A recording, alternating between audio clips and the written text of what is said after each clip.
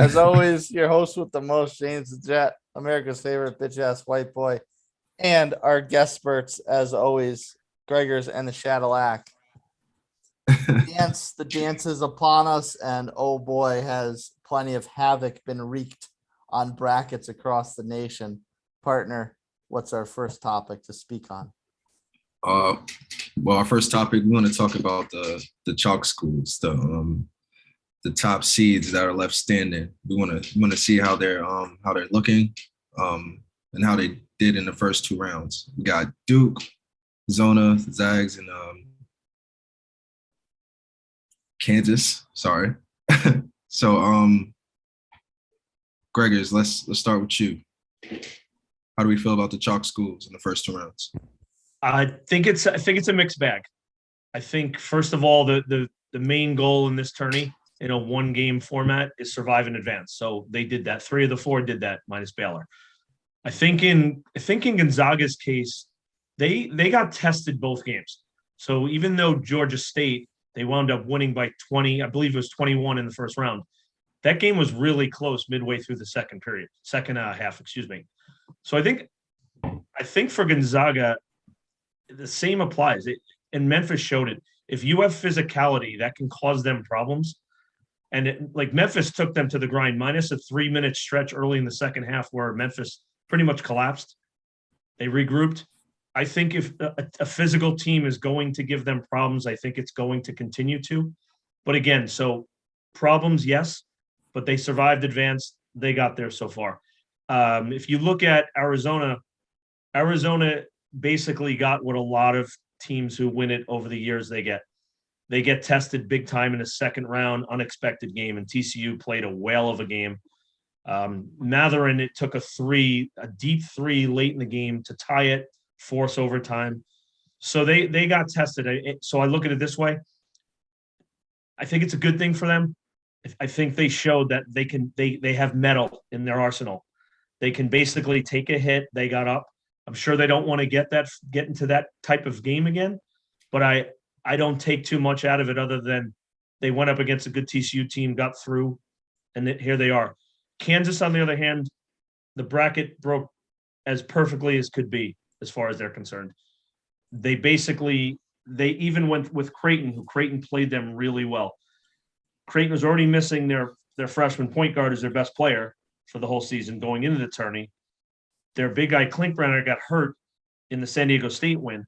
So Kansas, they sweated too much against Creighton. But on the same token, again, they survived, they advanced. And the bottom of that bracket now, they're looking at, if they can get through Providence, they're looking at the winner of Miami and Iowa State. So if you're a Kansas Jayhawk loyal here, you couldn't ask for a better draw. So if they do not get to the Final Four now, that's a big disappointment as far as I'm concerned. Duke, I have to give credit. Duke got pushed by Michigan State. Michigan State was up 5 with 5 minutes left. And easily a young team, which they are, as talented as they are, it was looking dicey. So I would say the arrow's up for them, although a tough matchup coming up. That was a tough, hard-fought win, and they played their best ball in the last 3-4 minutes of that game. So credit to Duke. I think if you're a Duke loyalist here, you're happy about that effort and what they have to give going forward. You would hope their young kids kind of grew up that day because they were about to get knocked out and they backed it up. You took didn't think the Hollywood matchup would happen between Coach K and Izzo, and sure enough, it did, and they gave him a run. Sore subject. It's funny. Just quickly, the Michigan State Davidson game was almost the exact opposite of Michigan State. Michigan State was down 5 with 5 minutes left, and Davidson looked in control. And Michigan State rallied. They put some pressure on. They got Davidson out of sorts. So it was almost like the roles reversed in that second round. So yeah, Michigan State played pretty well in both games actually, but Duke pulled a Michigan State on them in round 2 and flipped the trick on them. Shaddy, agree, disagree? Kansas got the golden brick road. Oh yeah, Kansas definitely has the easiest road to the Final Four. I expected them to be the first number 1 team out just because their pedigree, and basically I thought they almost had one of the probably the hardest road to get there, but it seems to just ease up with all these upsets. So if I had to bet money, I guess Kansas would be, the easiest team, the number one team to get to Final Four. However, I was not impressed with any of the teams, any of the chalk teams, as we call them. They all definitely showed the big chinks in the armor. I think Arizona got some home cooking. They should have went packing if it wasn't for the refs towards the end of the game. I think TCU played them very well. I think TCU kind of showed the blueprint how to beat them. They had a couple big guys who were not scared of Koloko at all, and they were going inside time and time again. I believe Lampkin and Van. They just seem to stack up well, and I think a lot of teams that are bigger are going to kind of take the blueprint. I know that they're playing, I believe, Houston, right? Houston's not a bigger team, but maybe Houston has that same kind of dog mentality that TCU had, and could possibly knock them off. As far as the Zags, yeah, I was almost expecting them to kind of lose too. It wasn't for the heroics of Drew Timme in that second half, where it seemed like he couldn't miss a shot, because that Chet Holmgren, he is too soft, too skinny. I think a lot of teams can muscle him out.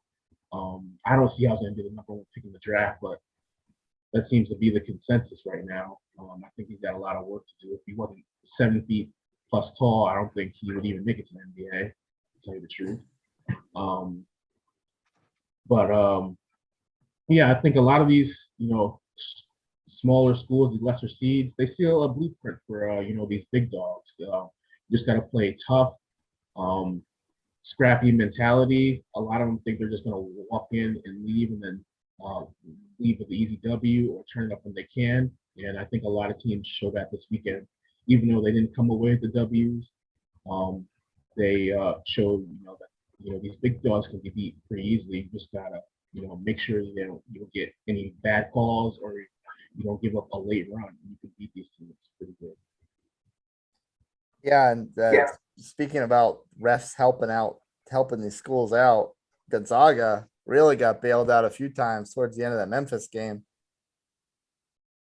You think And so? well, you can make the same case for, and as much as I'm high on Arizona, there was a play at the end of the Arizona game where it easily could have been called a foul, where TCU lost the ball going the other way. The Arizona layup was a tad late to go in to win in regulation, but I think both those teams, and that is influenced. I mean, of course it is. Like they did get some home cooking, as Shad said. I do agree. They did. It happens in the NBA. It happens in college as well. They did. What's the consensus on Holmgren, since Shad brought it up? Outside of him picking his pace back up in his next few games, is his draft stock going to crater a little bit? For myself, I think I don't think it will, because his combination of skills is just he's too talented to deny it. I mean, he can run the floor, he really can shoot the three, and he's 7 foot. For me, my concern in what Chad said is long term, the body type. I mean, he is extremely frail. So again, he has time. I acknowledge this is a young kid. Just remember that he's, I think, 18. But you question when he does the necessary weight at the next level. If he does put that weight on, does that counter what his best skills are? He can run the floor. Does that slow him down? Does that bulk adjust his fluidity of movement right now? So I get they're going to draft him that high. So I don't think anything he does, pro or con, will change that. That would be my concern, like injury wise, health wise, how that body holds up over the long term. But his skill set is, I get it. It's too talented to deny it. I got a quick question. So what is the real big difference between him and, let's say, a Frank Kaminsky from about 6, 7, 8 years ago? That's actually that's not a horrible reference point. It's not. And I would say, granted, and Kaminsky was good. Holmgren is a better. Yeah, he's a better ball handler, even shooter. Like he's a legit, really good shooter, even from three. But Chad, on the same token, it's not completely off base either, though. Like, do I think there is some on the downside, if you want to call it a Kaminsky type, with his results? I don't think that's a crazy comparison, actually. I would be somewhat concerned. He would not be my first draft pick. All right, guys. I want to talk about a Cinderella story in this year's tournament, St. Peter's. Since we started with you last, Greg, start with you, Shad. How do we feel about St. Peter's? Are they a real deal, or is this just luck shining on them for right now? Well, I got to go with my almost alma mater, St. Peter's. Almost down the water. Yeah, I almost transferred there. If they didn't cancel the football program when I transferred, I would have been there instead of CCSU. But I expected them to beat Murray State. I just felt like once you get that confidence of beating a number 2 seed, then it's just going to roll on to the next game, especially since they weren't playing a higher seed at that time. They definitely proved themselves. They put themselves on the map. I think that coach is going to probably get a big time offer after this tournament is done at a bigger school. Just the way it seems like that team rallies around his coaching style. He's got great energy. I think he's really the star of the team. He reminds me of kind of like a Shaka Smart, 10 years ago, whenever VCU kind of had that run. I don't think it'll go that deep, but he just seems to have that great energy, the great knowledge of basketball. His team loves him, the school loves him. And I think they're probably going to lose, the next game, might even get blown out. But they're definitely a great Cinderella story, especially for the Northeast, New Jersey City. For sure. Fun fact, like one of my best friends, his older cousin is an assistant coach on that team. So I've been hearing all the craze. They swear they're about to win it all. Get us tickets to New Orleans. I wish I could. All right, Greg, how we feel about St. Peter's? I'll say it this way. Part of what we love about the tournament is the St. Peter's every year. I don't care who you are, unless you went there. You might even play for that team and not think you're going to have beaten Kentucky that day. That not only was St. Peter's level of play high, like to put in comparison, they were in the lower third of offensive efficiency pretty much across the board in NCAA basketball this year. They were pretty good defensively. And the show they put on against Kentucky and Murray State, nobody could have seen that coming.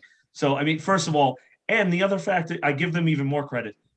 If you looked at even sometimes you'll get a softer 2 seed. Kentucky was not that.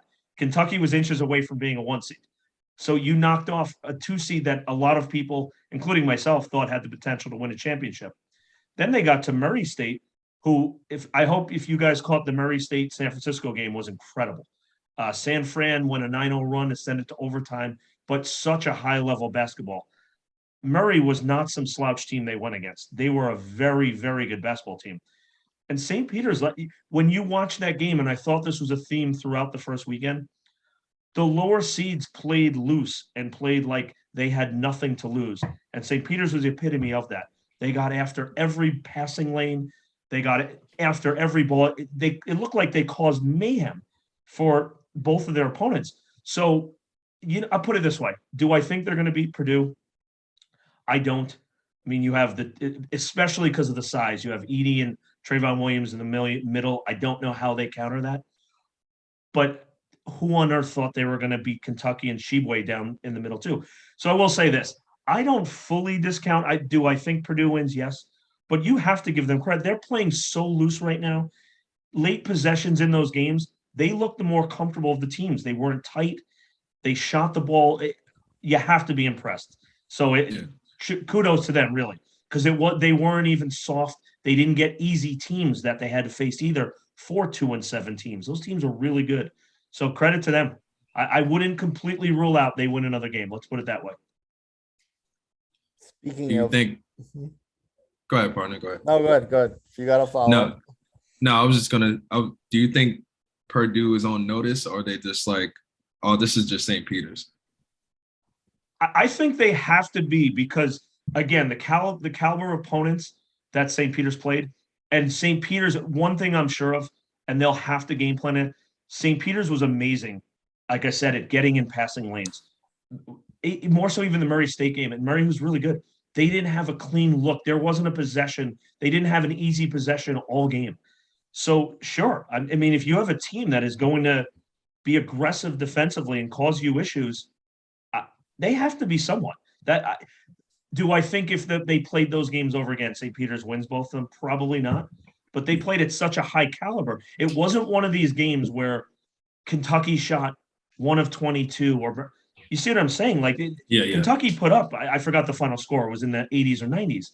They played well. So you have to be on notice for your Purdue. Yes, no doubt about it. Sure. Are they making good for you being so high on them last year and disappointing you? Purdue, that is. No, I mean, the funnier thing is, and the tourney, we all know how the tourney works. It one game. Again, if Kentucky played that game over, I still think Kentucky would have had a good chance to go to the Final Four. I just think no. I mean, Purdue's size. They have a 7'4" center. St. Peter's does not usually recruit guys who are going to be able to compete with a 7'4" center. I mean, it is what it is, and an NBA lottery pick in Ivy.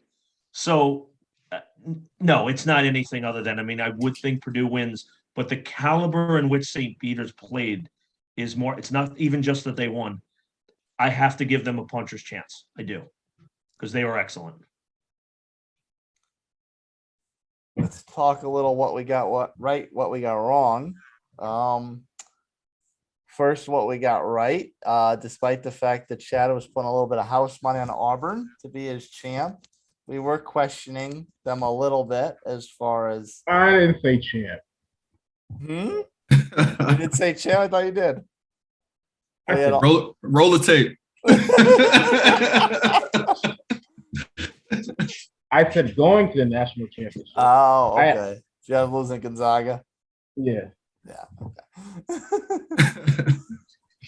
Well, better than me. We'll get to my pie in the face in a moment, but but Auburn, we were questioning Auburn a little bit. They fell out. We were questioning Baylor big time. They fell out, although that wound up being a pretty classic game. And of course, we were right on their opponent. Carolina ran away from Marquette. Had that big lead against Baylor, lost it, wound up pulling it out anyway. So what do we think about what we got right out of the first two rounds? Baylor, Auburn, Carolina, wherever you guys want to go. If we start with, we'll start with Auburn. The reason I say that, we've talked extensively the last two times we've been on air.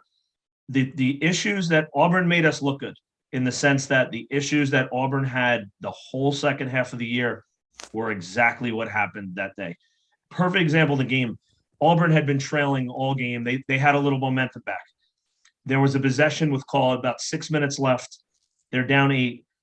You are solely in that game. You still have Jabari Smith, by far the best player. You still have Kessler, who became a non-factor because of foul trouble. But the point is, they had plenty of time. They were back in this game. They're still the far larger team. They had, in one possession, they got 3 offensive rebounds and jacked up 3 3-pointers right after it, where Smith in that juncture didn't touch the ball. And I remember sitting there yelling at the screens saying, this is exactly what we've been talking about. They're not a great 3-point shooting team, and they panicked. That 8-point lead with 4 or 5 minutes left is not insurmountable, especially when you have what I think is the best player in the sport going. They did exactly what we thought they were going to do. So that I'm going to give us credit on that one. I'll start with that one. Shadow, what you got? You didn't like Carolina, I don't think, did you? I didn't think they would. I didn't say that. I think they were bad, but I didn't think they would, pretty much blow out Baylor. Regardless of what the score says, they had a 25-point lead, and they only won by about 7. But North Carolina had pretty much full control of that game. I never felt like North Carolina was going to lose. They just came out hot and just didn't relinquish. momentum pretty much. With Baylor, no, I wasn't that high on Auburn.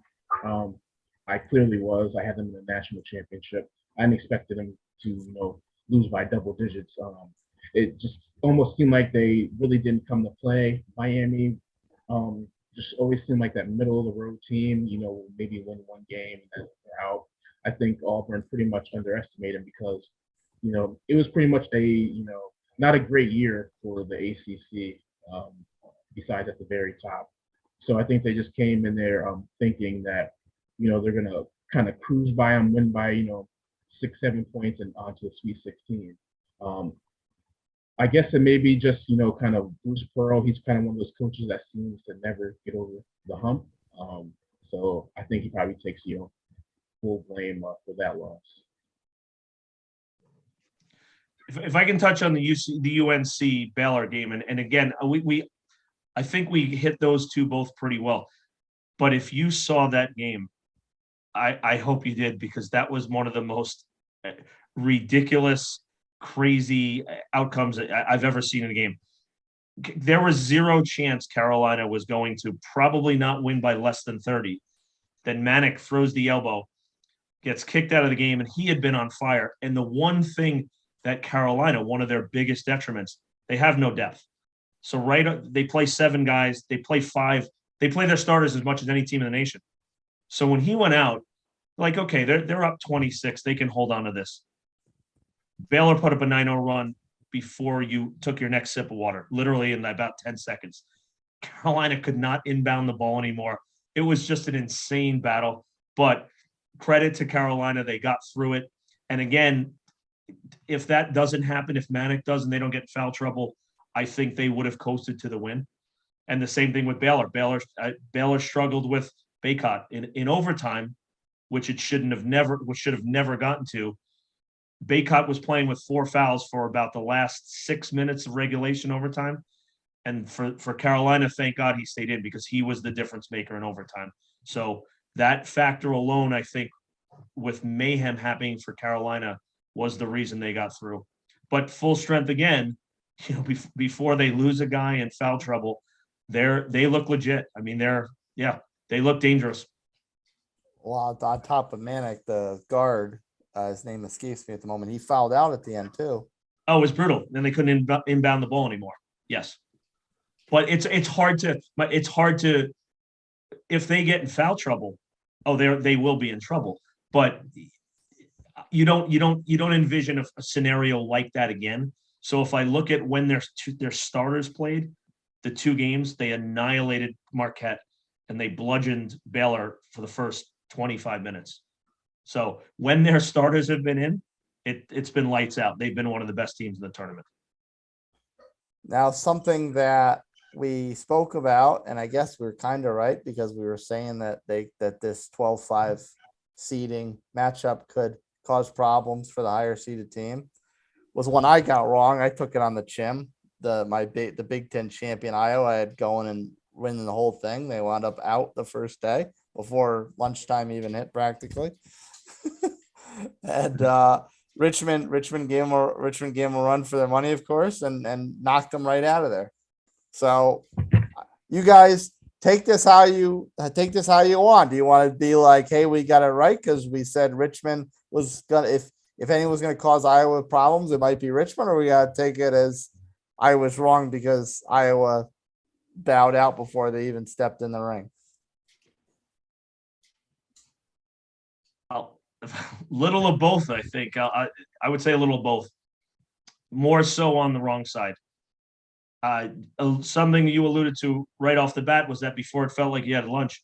Remember the Keystone beer commercials way back when you got bitter beer face? When the guy had a sip and it just was terrible from there. And that's what I felt like watching Iowa for the first 38 minutes of that game.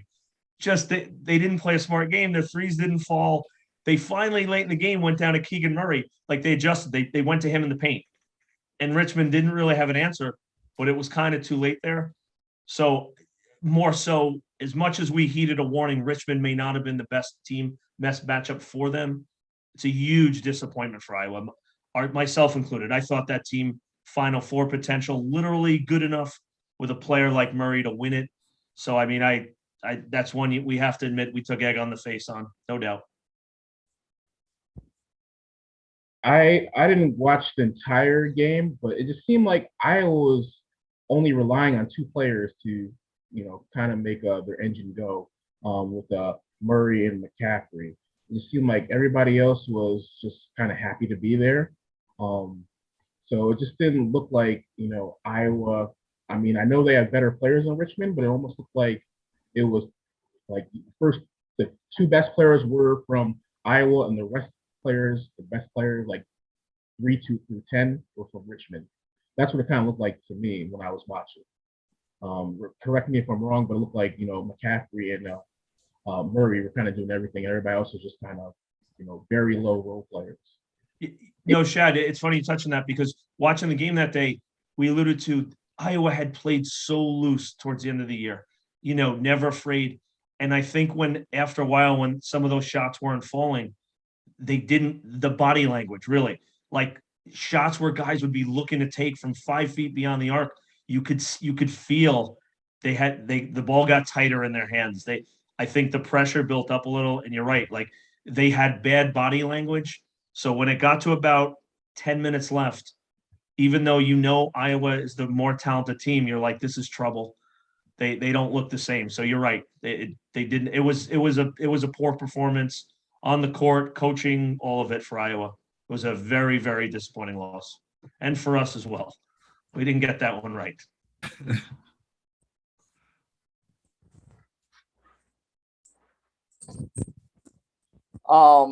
Now some dogs that we thought might be able to grab some headlines, and they didn't wind up paying off at all. Greg was very down on Michigan State, thought Davis was going to pull the upset. Did not work out. Both Shad and Greg were a little high on Chattanooga. Did not work out. No, the hell I was not. No, you were not? No. No.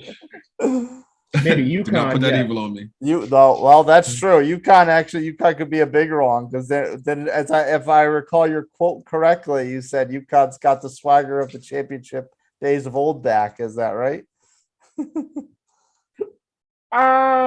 I thought they were gonna be farther. I don't know if I said maybe I did, but I don't know if I said they were like Kemba Walker status. Well, Shad, I can't cut it, Shad. Well, UConn, especially in the first half, they had 22 points. It was credit to New Mexico State. It was a ridiculous performance. There's no other way to.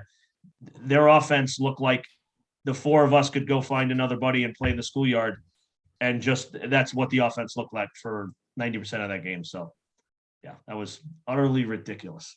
As I digress. Hey, I think we'll work them. And then, of course, Providence. None of us had a lot of faith in Providence yet here they are in the Sweet 16. Well, quickly, the Davidson one, I know I was definitely high on Davidson. And Davidson for 35 minutes looked the part. I have to admit, I give Michigan State credit. They showed some toughness that last 5 minutes to come back and win that game. So that definitely was a wrong one. The Chattanooga one, I'm going to have to back up the choo-choo train here. Wait a minute. We went with a 13 seed. They were a heavy underdog. They had an 8-point lead with 3 minutes left. They just couldn't score the size and the physicality of Illinois. They couldn't get a shot off. But again, when you have a 13 seed that literally puts the ball in the air, if it goes in, they win. I can't kill us for that one, or myself. Davidson, yeah, Michigan State made me eat some dirt again. That's how he licks his wounds. Partner set us up for the rest of the Sweet 16. We talked about the big dogs. Who else we got? I want to talk about Texas Tech and Houston. They got some big matchups upcoming. Texas Tech against Duke and Houston against Arizona, which is the number 1 seed. Do these guys have a chance, or I think the Duke and Texas Tech game would be pretty close. I'm not sure about the Houston Arizona game, but I digress. Oh. Greg, how are we feeling about these two teams? So I think they're both legit. They're complete legit. And I've been on Texas Tech for months.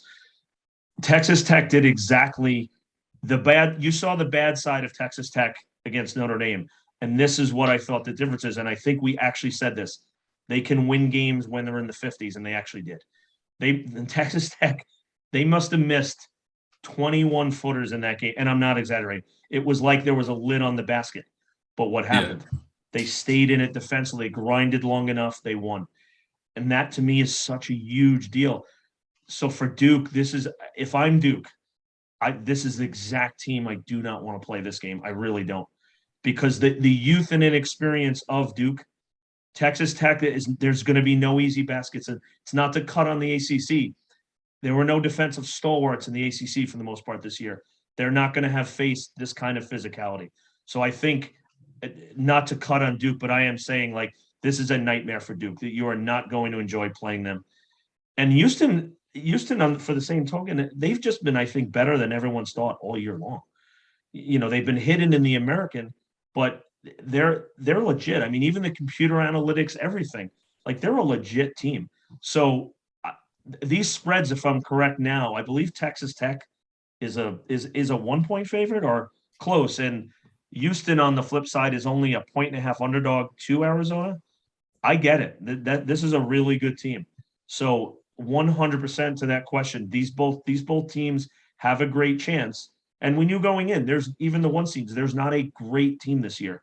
So right. 100%, I wouldn't be shocked if one or both of Texas Tech or Houston won the next round. I would not be.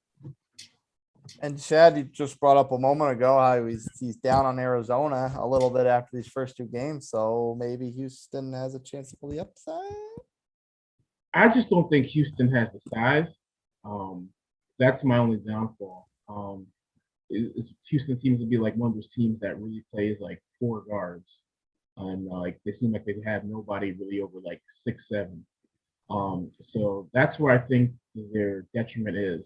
I think they don't have anybody that could really muscle up with Coloco down low, and but I think they could take care of Mathurin. I think Coloco's going to have a huge game. He's going to have something like 35 and 20, just because he's playing with mouses in the house, is what they call it.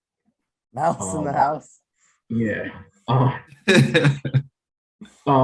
Duke, I think they win. Like, I think it's one of these conspiracy theories that Coach K just has to get to the Final Four.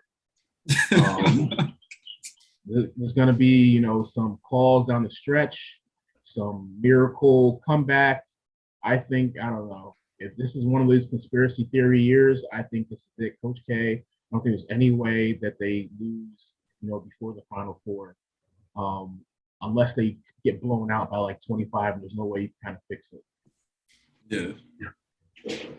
I don't know. That's just my theory. Duke is just going to get some home cooking, and they're gonna survive in advance no matter what and get to the Final Four. Coach K is not going out in the Super 16. I think from a pure enjoyment perspective, these are great games. Like, tune in. I really think they're going to be excellent basketball games. So from that alone, they're great matchups to watch because all 4 of these teams are more than capable.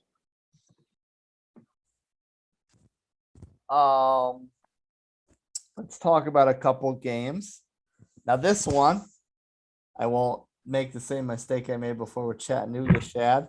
You were not very big on Miami. You were big on USC, and here's Miami, a 10 seed. They're in it, and they're playing Greg's favorite garbage scoring dumpster team, Iowa State.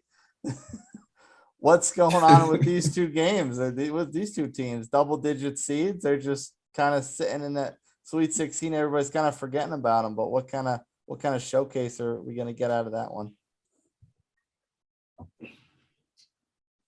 Well, Miami, wow, they just kicked the hell out of Auburn.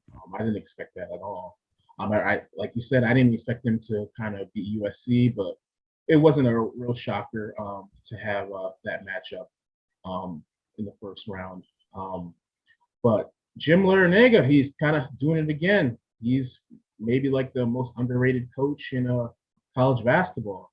You've seen him do years ago, I believe, with George Mason.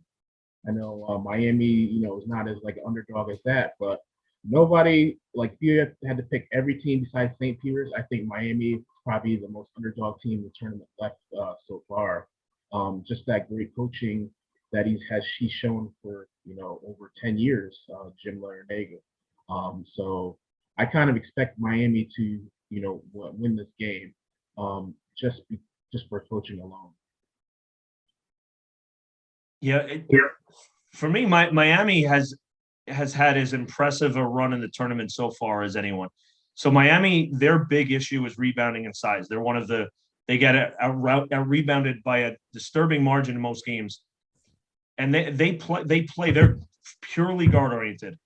But when you say teams have body language and they're playing free, like Wong of Miami that day, I don't know if you saw Wong I don't want to say he posterized Jabari Smith because Smith got there late, but he went right at a much larger Jabari Smith. They have the feel and look of a team that can go further in this. If they are able to at all not get destroyed on the glass, they're good. They can score. They're good ball handlers. They cause a lot of turnovers. You saw Auburn did not have many fun possessions. They got in every lane. So I've been super impressed, Miami. The interesting thing about this game is this is the ultimate contrast in styles. Iowa State just made it to the Sweet 16 by not scoring 60 in a single game. I'd have to look back probably into the 40s and 50s to see a similar type. Amazing defensively, obviously not good offensively. The game against Wisconsin, the one thing I will say, and they were incredible against Wisconsin. Wisconsin at one point in that game was 1 for 21 from 3-point range with about 2 minutes left, which is almost unfathomable. Now, yes, that is largely attributable to Iowa State's defense being tenacious, but at some point you have to say law of averages. If Wisconsin shoots 33% and 7 for 21, they win that game. For that reason, and I totally respect Iowa State, what they've done, I think Miami is playing too well offensively to fall in that rut. So I would think for that reason, I think Miami, they have that look to me right now. I think Miami wins this game. Right, and Miami only turned the ball over 7 times in 2 games. Yep, that's it. One other thing too about Miami, even them against USC, they had the lead in the second half. Now they shoot a ton of threes. That's part how they operate. They were 0 for 13 from 3 in that game with about 6 minutes left against USC and still won. So I've just been really impressed with Miami. Their guards, their just level of play. And again, they have a good coach. Larranaga is an excellent coach. I agree. I take them going forward. And I do not discount they go further than that. I don't think it's the most outlandish thing in the world. They go to the Final Four.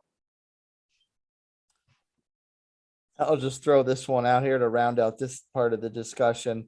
Is the game of this round Carolina, UCLA, and why?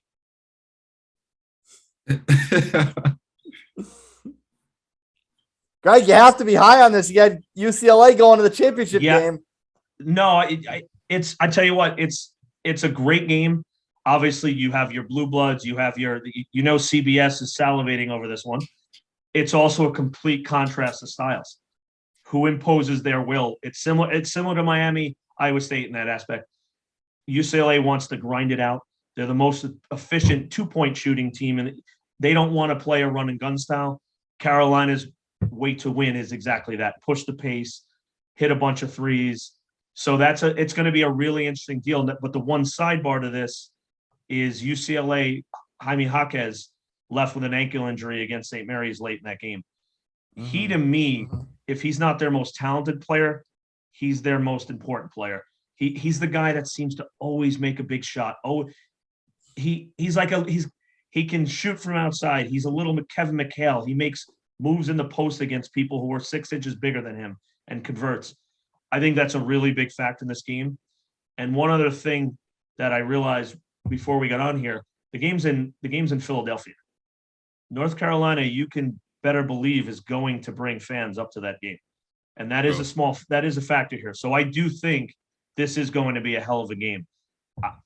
Really hard to say, though. It's whoever's will gets imposed, the style of play, I think wins this game. Because if Carolina can't get up and down the court, UCLA will destroy them. So very interesting. And yes, definitely a must watch.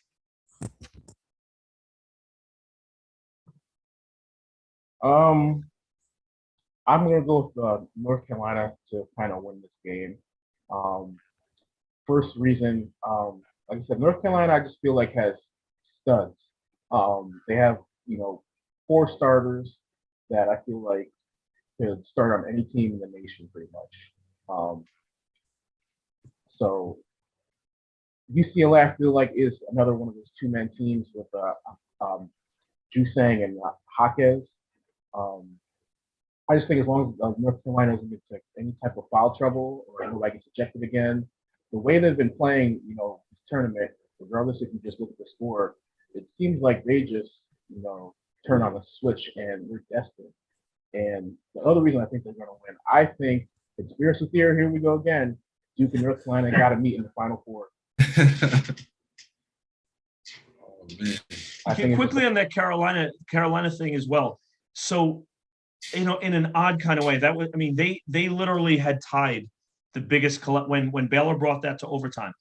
If Baylor had won that game, they had tied for the biggest deficit overcome in NCAA tournament history. Debacle. But I will say this, the fact that they did hang on, the fact that it was a nightmare for them. Even some of the kids who came in who don't usually play, that can't hurt them going forward. So if someone is pressed into action again, you don't have the same nerves, butterflies. They've been in an NCAA tournament game. So I do think because they hung on in that game, they even learned some things about themselves. And they made egregious mistakes taking the ball out of inbounds, afraid of taking a shot early in the shot clock. I think they'll take something from that game. So I think that gives that it's actually edge Carolina because they got through that. Before we have some degenerate fun, let's forecast real quick. What do we think we're gonna get on Saturday? Do we think we're gonna get Gonzaga Duke or one of these upsets gonna pull off our chalk dreams? I think it's going to be chalk on that. It's going to be Gonzaga and Duke. I think Duke pulls that out. I'm going Texas Tech. I've stood by that team all year. I just think they're going to make that game into a meat grinder, and I think their experience, their physicality, I think will keep that score more in the range where Texas Tech wants it, and I think they advance. Partner, any did they sway you at all to think upset, or you going chalk for the Elite Eight, Gonzaga versus Duke? I think I'm going chalk on that. And then I kind of want to see Texas Tech beat Duke. I've also kind of got that little fairy in the back of my head saying the fix is in. One more thing here too, Chase. We haven't even touched that. It's funny. We almost completed this without talking about Arkansas. Again, Arkansas is really good. Note Williams in the middle. Williams is going to cause them problems. Holmgren and Timmy are, if Williams stays out of foul trouble, big guy for Arkansas, he's going to cause them significant problems. So again, I think Arkansas, who's not a great shooting offensive team, this is they can, if they can slow Gonzaga down, which I think they can. I don't think this is any lock of a matchup for Gonzaga either. I do not. And you're right. We did not spend a lot of time on Arkansas. The other one we did not spend a lot of time on is Michigan. Does Michigan have a chance to pull off an upset on Villanova, or is Nova destined to face the winner of Houston, Arizona? Maybe Arizona, maybe another chalk. I unfortunately think it's going to be another chalk. Like I said, I don't think Houston kind of has the size to go up against Arizona. Even though they are scrappy enough, I just think you got to have somebody that's, you know, close to 7 feet and, you know, built to kind of give Arizona problems. As far as Michigan, I think they're extremely well coached, but Villanova also has a great coach too, in Jay Wright. And they have a national championship kind of pedigree over the past few years, winning up few titles. So I think Villanova just wins it just based on the pedigree and the experience and a little edge in coaching. I've been impressed with Michigan. I have to say, first of all, Villanova, one of one of the main reasons they win games, and this is undeniable. They're the leading free throw shooting team in the history of the NCAA as of right now for a season. You can shoot free throws like that, you have a shot. I will say this though, Michigan, very impressive. Colorado State was a good team. They handled them. Tennessee, not only did they beat a stud of an SEC team in Tennessee, they had to come back in that game. They were trailing a lot of that game, imposed their will late second half. And Dickinson for Michigan, he's not the best matchup for Villanova. Villanova is not, they don't have a ton of size. If Dickinson can have a big game, which I kind of think he will, I think Michigan has a real shot here to beat Villanova. I think they've gained a little momentum. It seems like they're playing their best ball they have all year. Even towards the end of the Big Ten season, they were a borderline tournament team. They turned a good last month. I think they have a real shot here for Michigan. I'll go Michigan just because I was down on them for the entire tournament and season probably. So that's just my luck.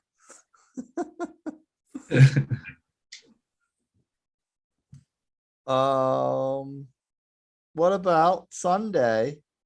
We all seem to be in agreement on Purdue. We seem to be on agreement in Carolina. Are we licking our lips at the possibility of Purdue versus Carolina on Sunday? I think Purdue, if it's Purdue versus them, or you listen, I know it came across the way. I'm not writing UCLA out by any means either, because UCLA is the smarter, more efficient team. And I actually did pick UCLA to go to the final game, which I still, if Jaquez is healthy, I still stick to that. If he's still, I don't mean to be weak on this one, but that is a factor to me. But I think Purdue versus either one of those teams, if it happens, is an awesome matchup. Like I said, I think North Carolina gets to the Final Four. It's got to be Duke, North Carolina in that Final Four matchup. And as much as I like Purdue, Jaden Ivey and the big guy Edey, I just don't think they had to have the kind of depth to go with Carolina's starting five. I think it's probably the best starting five in the country, just chemistry wise. So I'm going to go with North Carolina to get to the Final Four. And of course, the final potential Elite Eight matchup, that is Kansas with Providence. I don't think we're too big on Providence, and we seem to be in agreement on Miami. So Kansas, Miami look good. You know what? There comes a point, and myself included, I will say, we getting back to stuff we got wrong. Not that I never discredited Providence, but I did not think they were going to make it this far. I didn't think they were going to win the first round and win the second round. Listen, I mean, Creighton, who's in the Big East, gave Kansas all they could handle the other day. I don't see any reason. Listen, if Providence can control the tempo, which they're going to do everything they can, they don't want to go up and down with Kansas. They're really tough defensively. I don't fully, again, I didn't think Kansas was overwhelming going into the tournament. I don't now. I think Providence again has a shot as well. I think that easily could be a little Cinderella story, as Shad seems to like the Hollywood endings. I think you could get one. This is kind of a B-level movie no one expected to see. I'm gonna, you know what? I'm gonna go Providence. I think Providence can scratch that one out. The Friars of the Cannes Film Festival. Yeah, they've been under the radar, and at some point you have to say, geez, like they've had an amazing season. Why not? Who else says why not? Russell Westbrook.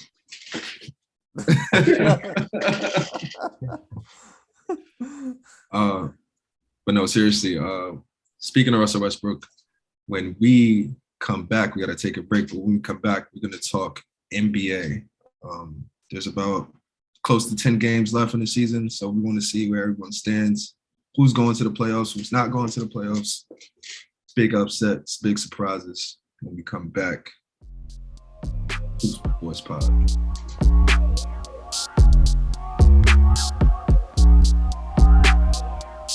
We are back. It's Pro Bowl time. I know, right? With all this March Madness stuff, you forget that, the guys who actually get paid to do this are playing too, right? Yeah. There's about 10 to 12 games left. thereabouts, and we want to go over some of the storylines that have dwindled down through the tail end of the season to get you primed for playoffs. Partner, take it away. So one of the teams I want to talk about is the Golden State Warriors. They started off the season very hot. And this is without Steph Curry, Klay Thompson for a large part of that. Now they got him back, and now Draymond is back, but now Steph is out. Ankle injury. X-rays were negative, but they're still going to let him ease back into playing. I don't know. I would think Golden State would be a lot better since they got their quote unquote big three back together.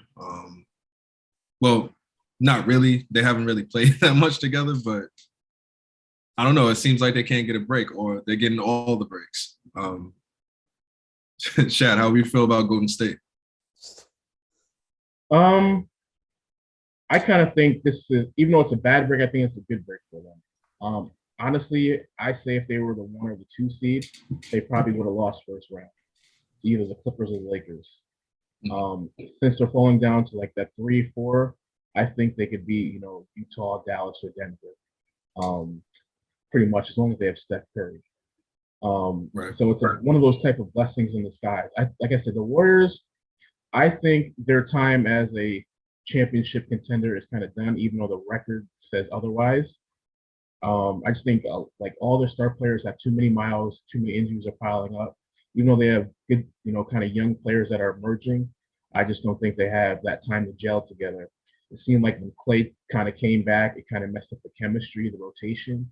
And I agree. I don't think they just had a lot of time to kind of gel as a team as a whole. It seemed like once somebody comes back, another big piece gets injured.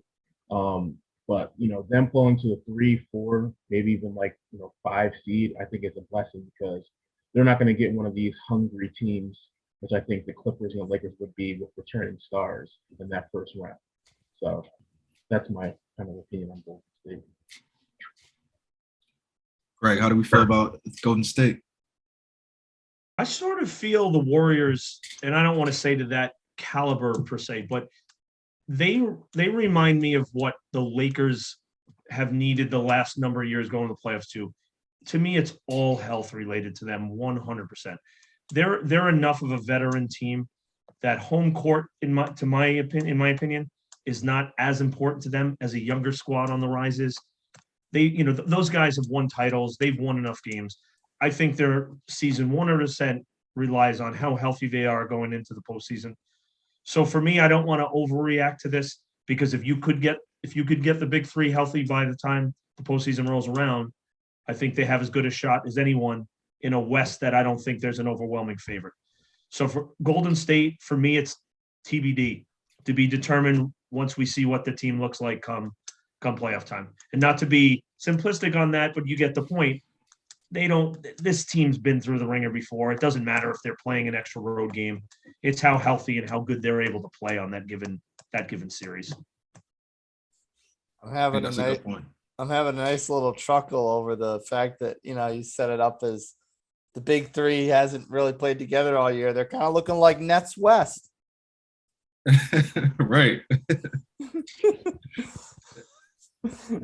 Shad doesn't like my corny jokes. Ben Simmons. Well, I got another corny joke for you. The two teams at the top of each conference. Greg, do we think this is going to be the Años de la Sol? It's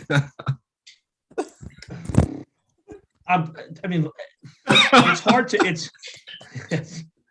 Yeah, good one. Shad's face is sending me right now. Yeah, low Suns. And Miami. That was the other part of it. It was a twofer. Yeah, I know. I know. You just want to forget and move on. Okay, I digress. I'm just there is capable as anyone to go, and it looks like, barring especially Phoenix, it looks like the Heat probably will hang on 2 games with, what do we have, about 12 to go. I, I don't see any reason they cannot. But on the same token, I don't view either conference, which is a good thing, because I felt for years in the NBA. Well, hence we had a Cleveland Golden State final 4 years in a row, I believe. I don't think there's any overwhelming favorite at all in either conference. We just touched the Nets. I would have said the Nets, but now we may never see Simmons. And where we expected the vaccine mandate with Kyrie to be lifted by now, we don't know about that anymore either. Yeah. So for that reason, I would say the Heat and the Suns are the most consistent teams, and there's something to be said for that. But I again, I don't think there's an overwhelming favorite in either conference. Shadow, what you got besides hating my joke? I don't hate it. I don't know. I just guess I don't know Spanish that well. Strongly dislike. No comprende. Go. Yeah, I'm kind of with Greg on this one. There's no overwhelming kind of favorite. In fact, I feel like a lot of these top teams are scared of like these 7th and 8th seeds that are coming up. Like Brooklyn right now, they're the 8th seed. They could be playing Miami first round, or they could be playing Milwaukee, since they make it to the 7th. They're kind of a scary team for the East, for those top teams. And on the other side, you got, the Clippers, you got the Lakers, which have or great teams that just have injured stars or just haven't been playing well. But if they get in, they can get hot and, end up making a championship run. I think I'm a little bit more comfortable being Miami, just because, a team like Brooklyn, like I said, Ben Simmons, he's not going to play because he's just soft this year. And Kyrie, he's only going to be playing, half the games. So I'm not sure if Brooklyn would really kind of get that chemistry that they need to make a long run. And, not having your second best player for half the games, just kind of, kind of feels like it would come back to bite you in the end versus a great team like Miami who plays great defensively and has, depth. Same thing with Milwaukee, who has arguably the best player in the league in Giannis, and just a team that just won the championship last year. So they know, what it takes to win the championship. So you think that there's a legit shot that those playing teams could pull a crazy upset off, or is that just your way of kind of fudging over fudging over the your Lakers championship pick? No, I honestly think they can. Like if Lakers get Anthony Davis back, let's say the last 3-4 games of the regular season, and he comes back for those playing games, and they get like the 7th or 8th seed, I definitely think they could beat a Phoenix and definitely a Memphis. Memphis is just they're one of those teams that just had a great record, great season, but you don't feel like they're a real threat to win the championship, and they're not a real threat to be like a contending team. So it's not really me fudging. And I think these 7th, 8th seeds, these playing teams at the bottom are a legit threat because, like I said, they just caught bad breaks during the season. I think Shad is getting paid for the networks, by the way, because he loves these Hollywood endings. Oh boy! Right. I mean, you should be a director. All right. Well, Clippers may have, Paul George, Kawhi Leonard coming back. You're telling me they're not going to be a contender if those two come back? I just want to kill the Lakers. That's all. Any Okay. opportunity I have. All right, Lakers. I'll give you that one. Take the. That's Lakers. it. Whether it's warranted or not, it's open season on them. It's open season, and Greg's taking out AD's other knee. Who, Mr. Glass? Mr. Glass. Pretty close. Well, I want to talk about another team that has been playing extremely well since the All-Star break. They actually look like a totally different team. And that team that I'm mentioning is the Boston Celtics. They're surging. They went on like a 9-game winning streak. Right after the All-Star break. And they've been playing like really inspired basketball. They're locking teams down. They're scoring very well. What changed since All Star? Shad, let's start with you since I started with Greg last topic. I'm not sure, but it just seemed like it's clicked. They've blown teams out that I've seen. They blew out Philly, who's been a contending team. So I believe Boston Celtics have won 9 of the last 10 games. So I'm not sure if it's coaching with Udoka, coming from over that Spurs system and just makes things work. But Tatum and Brown, and then they have great depth with Horford, Smart, and a lot of their bench guys. I just think they finally started playing team ball. I don't watch too much of the Celtics games, but the games that I did see, it seemed like they got away from this one-on-one type of basketball that they were playing earlier. Kind of Tatum and Brown trying to see, who's the number one, and my turn, your turn type of thing. Greg watches a lot of the Celtics games. I do actually, living up here. And I will say this. I don't, it's not the past years because our Knicks are so bad. I'm not a Celtics fan. It's not hating or dump them. I can be fairly objective. For me, Tatum early in the year was just not playing well. First off, if you look at the box score and you watch SportsCenter, oh, Tatum had 24. You're like, oh, Tatum had a good game.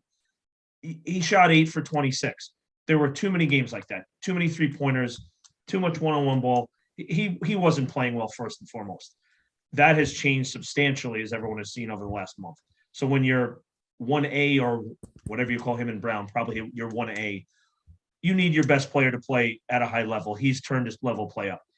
I think the trade deadline, I think the Celtics improved that chemistry, and Derek White has been a godsend to them. He's a combo guard. Yes, they've struggled defining roles. White can play either role, and that's a huge factor on this team where they don't have a per se, Smart has been the point at times. White comes in and he totally solidifies that backcourt, the depth of the team as well. The depth is improved. They brought back Daniel Tice. Tice is a nice little role player. He's not a star, but he's played extremely well there. He's comfortable there. And again, it lends to the depth of that team. So I think you take your best player playing better. Though the trade acquisitions has been a huge factor, and something about the coaching as well. Listen, whether you like Udoka or not, it's going to take a time team to adjust to whatever system, whatever style of coaching. This was a make or break, and I know we've touched on the past. This was kind of a make or break year, and I got to give the front office credit because there was definitely an impetus to move either Tatum or Brown. There was. You heard the rumblings up here. This is never going to work, and we all had to question that. I think standing pat was obviously has turned out to be the right thing to do. And their 20-3 record over the last 23 games, that's pretty crazy. A buddy of mine quickly said, and it's interesting, I agree. He said never in his life does he remember a team that legit a month earlier you could have made a case may not even make the playoffs. Right. And that include the play-in. They had been horrible for a while. And they legit now, you could make a valid case they are an actual championship contender. And I can't say with the way they're playing and having a superstar and kind of two in Tatum and Brown. I kind of agree. I think the Celtics are a real factor here going down the stretch. I do. I'd ask you if they're your pick, but we'll save that for a couple minutes later. Next topic I want to bring up are two teams. It's a twofer. One of them is led by Jets MVP favorite all year, John Morant. And the other is led by, well, I don't know if I'm going to stick to this now, but he was my MVP pick at the end of last year, and that's Luka Doncic. Now the Grizzlies were hanging close throughout this whole season, and now they've even, partly probably due to Golden State's slide of late, they've taken over number 2 behind Phoenix. And Dallas got off to a little bit of a rough start, had to tweak some pieces around, and they're kind of right in the mix in that middle of the road kind of seating area. So what do we think about the Grizzlies and the Mavs with some, they got a little bit of playoff. They each got these stars each have a little bit of playoff experience now. Are they primed to have a more successful postseason run this year? I think Shad started the last one. So Greg, you could start this one. So I would say yay on Memphis, nay on Dallas. Dallas, no doubt, has been substantially improved. I don't know if it coincides with dealing Porzingis, but not to dump on him, but the chemistry did not work when he was there. It was quite evident.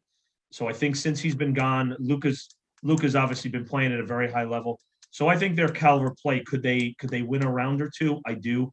I still don't think the surrounding cast around Dallas is championship worthy. Memphis, who although would not be my pick, that upside is very high with them. I think Ja has taken that level to superstar now, where the team is good around him. It's deep. They can shoot the three. They play D. Like that's a better team than people realize even outside of Ja. And with him at that, taking that next potential step, I think Memphis does have a legit shot to win this thing. I do. As young as they are, I think it's now a legit possibility.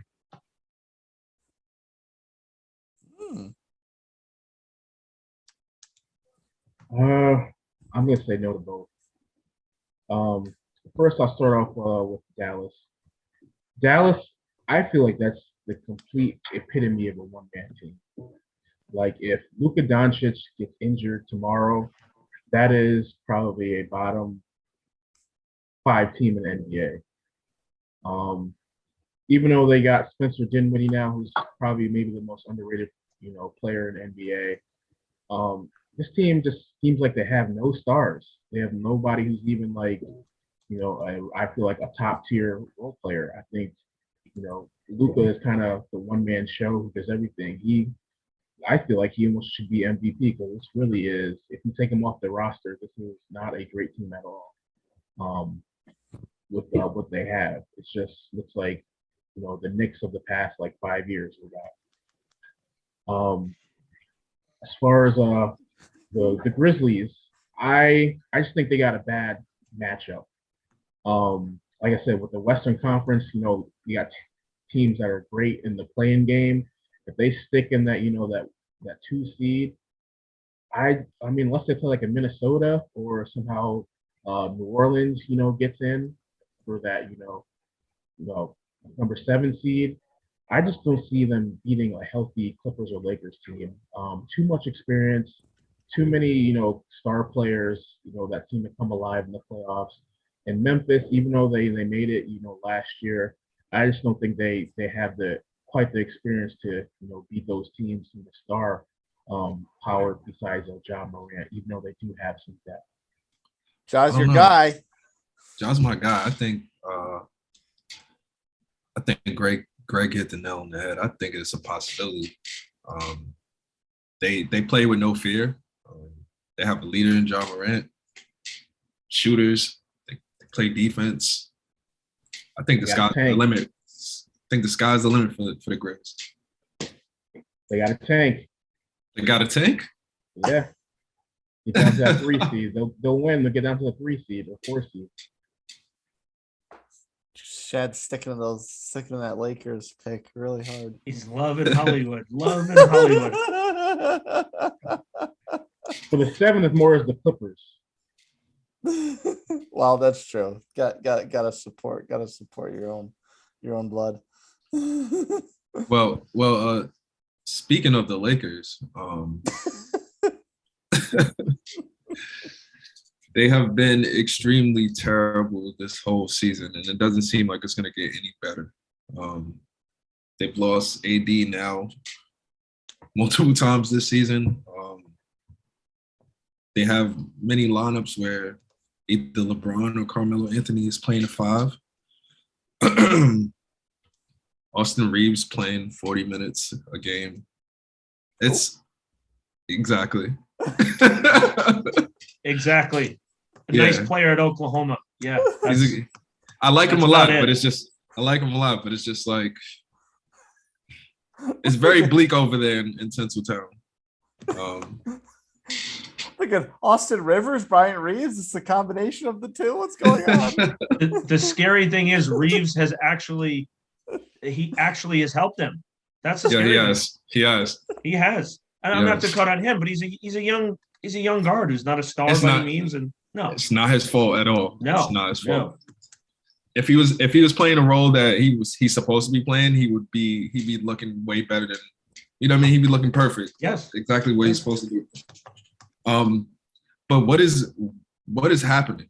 Why have they looked so bad? Barring injury, that's a given. But it's just like, even when they're all on the floor together, which, I mean, it really hasn't happened, but Rusty's terrible. I just don't know what's going on over there in Lakers town. Greg, can you shed some light? What do you see that's wrong over there?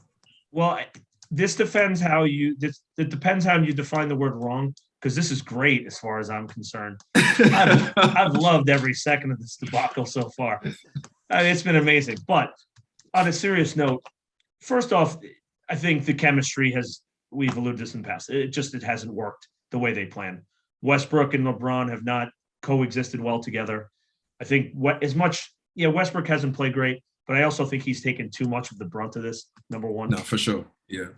Number two, you alluded to, they're playing lineups, injury or not, they're not great lineups. They're not great. If you match them up man for man, even with LeBron most nights, it's not a great starting five. Some of the moves they made in the offseason, their depth got hit. You know, I understand, like, they dealt Kuzma. Kuzma had a horrible playoff series this year. I get it. They miss him right now. They miss Harold. I feel that they're not as deep. And just my own opinion, yes, they have some younger kids like Reeves playing and Horton Tucker, but when your main guys they're starting to age. I mean, Westbrook, Davis, LeBron, all three of them. To assume that they're going to play at that highest level for another month plus in the playoffs, I don't see it. And I think that really with that, Barkley on TNT made a joke recently. Even Carmelo Anthony, he was basically saying that Carmelo was gassed completely. It was a great segment. And Kenny Smith was saying, Chuck, he's still averaging 14 points a game, blah, blah, blah. And Barkley's like, nope, gassed, too old, gassed. I think he points to something, though. Seriously, they're old legs. They don't have the same burst. They don't have the same. They wear down late in games. They've had terrible fourth quarters. I think that's part of it. Youth is not on their side. And I think it's far enough along the line. You can handle one or two of those guys. When you make an argument that your four best players, and Davis with injuries on top of him is basically the equivalent of 5 years older.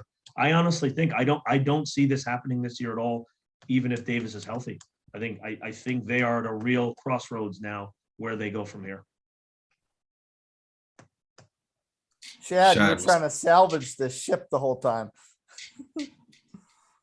I still think the ship could be righted. But I think their main problem, is coaching. Honestly, I think Frank Vogel hasn't done a great job this year because I think he doesn't play to the Lakers, which could be Lakers' strength. It seems like he's trying to go small ball, like a lot of other teams, but when they're playing bigs, they still go small. It's like, why don't you use kind of, people like Dwight Howard more? I know Dwight Howard's not the Dwight Howard role, but it seems like when he does play, he does actually, pretty good. Why did you get rid of somebody like the DeAndre Jordan, that could have helped you out defensively? I know it may not fit in kind of your system where you're trying to go small ball and spread the floor and everything, but you're not a great shooting team, so let's try to do something different. Let's try to get more rim protection. Let's, try to get more like alley-oops for these big centers, like they made a whole career out of. And I think they should, have Russell Westbrook kind of swallow his pride, and he should be like the sixth man, so he could get like full control when like LeBron is, getting his rest period. But he could kind of be Russell Westbrook of old and just go balls to the wall for 20, 25 minutes a game instead of kind of being a spectator, which he's not really used to. He's not a standstill shooter. He's the guy who has the ball in his hand. He also looks kind of just uninspired, and he looks like he doesn't want to be there anymore. Even like Russell Westbrook has the highest motor of probably somebody I've ever seen, and he just doesn't look like he has it anymore. I don't think he's tired. I just don't think he wants to be in the situation. He's just almost kind of collecting a check. So I think a lot of it is just coaching adjustments. I don't see Frank Vogel making it past this season if they don't make a deep run, I think that he's fired like the first day, they're eliminated from the playoffs, or if they make the playoffs. So I really think it boils down to coaching. I think LeBron probably has a little bit to do with it too, even though he's been playing excellent. He kind of is the de facto GM of the team. So he kind of has to look himself in the mirror and say, why did he get Russell Westbrook when he could have people that could fit into his system more? But I still have a little bit of hope that the Lakers can kind of turn it around with Anthony Davis coming back and some coaching adjustments by, going bigger and not trying to, match up with these other teams who, try to go small ball. On Chad's point, and it's funny, I just happened to see Vogel, I think it was last week, and he looked so exasperated. And they asked him exactly kind of what Chad was alluding to about, does he think it's changes he has made, he hasn't? And he basically, I can somewhat sympathize with him. He said, listen, we're trying. Like we're trying different lineups. We're trying. They're just not able to find. I just looked at the starting five from last night. Okay. And this to me, this is what they are. I granted Davis is out. I get that. But outside of LeBron and Westbrook, the starting five is Wenyen Gabriel, the second-year kid out of Kentucky. Who? Wenyen Gabriel. That's right. Yes. Just as you He was said, on who? He was on the This is on- Blazers last year. I think. Yeah, this is a starting five guy for the Lakers right now. Austin Reeves, who we just alluded to, is a very nice player who should probably be your eighth guy, ninth guy right now in the NBA. Okay. And Dwight Howard, who, to Shad's point, I agree. Howard's not an awful player. He's not. He's a good guy to have on the squad. Your starting center, this is just not a great squad right now. It's, I don't know how you can plug. Of course, Anthony Davis cures a million ills if he's there and healthy. I get that, but I don't think this team is that good. Is Dwight their only other big? I believe so. That's sick. Because they got rid of McGee, didn't they? No, they He had didn't play this year. They had DeAndre Jordan. Like another example, I just saw who's not a bad little player. Look at the box score again. DJ Augustine, who they just signed off the street, who's not a horrible player. He just came off the street. He played 26 minutes and scored 20 points. I like DJ Augustine. I just mean they're desperate. They are looking for solutions. DJ Augustine's a nice piece, but he's not your savior. No. But they're just for poor play, injuries, everything. Even Tucker's been hurt now. I don't see it myself. Gentlemen, should we talk some hardware? Some bling bling. Some bling bling.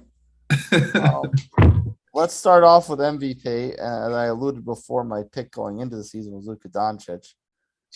But I don't think I'm looking at at the top teams, and I think this is a wide open MVP race. I mean, Miami's at the top, but they just I don't know if anyone really stands out there. They're a pretty balanced team as far as who's their quote unquote most important player. I mean, Giannis is Giannis. That's always an easy out. Embiid's been fantastic. We talked about the Celtics before and Tatum's surge. I'm sure he's gonna get some points. We talked about DeRozan a few episodes ago, but the Bulls have kind of fell off a little bit, so I don't know if that's an option. Somebody on Phoenix, can you really pick of the two of them or three of them if you want to throw Ayton in there? Which one of them is most important?